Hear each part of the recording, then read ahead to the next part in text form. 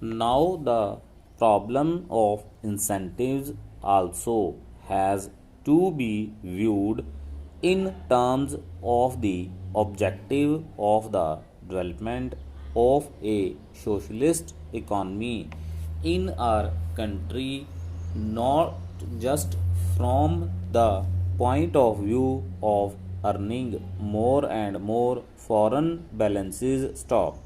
I am not in any way belittling the problem of foreign balances, but ultimately the problem of foreign balances has significance and meaning only in terms of the objectives that the third plan has set before it stops. Therefore, when we are talking of incentives in order to earn more foreign balances, we have also to think of incentives in terms of achieving the objectives that we have got in mind. Stop para. I was therefore disappointed to read the speech of the planning minister as he said as the planning minister at the Indian Labour Conference, in which he seems to have indicated a new approach to the problem of wages stock. His approach has passed through three stages. Stop.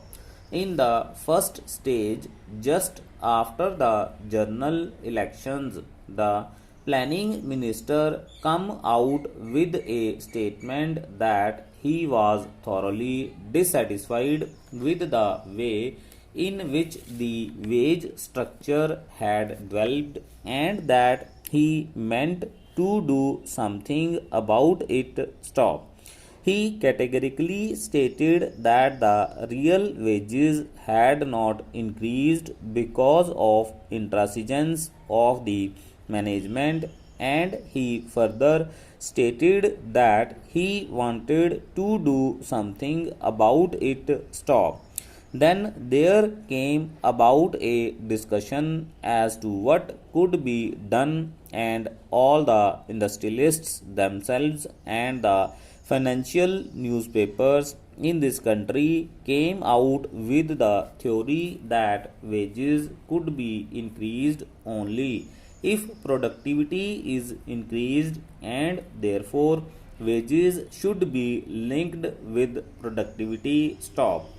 That was the second stage, with increase productivity and wages will be increased. Stop.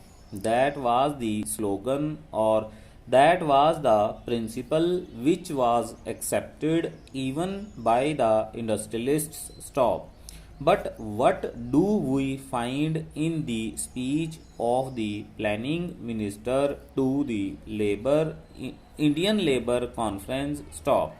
There he says that even if productivity increases, the first change will be in respect of projects which are meant for further employment or creation of more employment opportunities. Stop.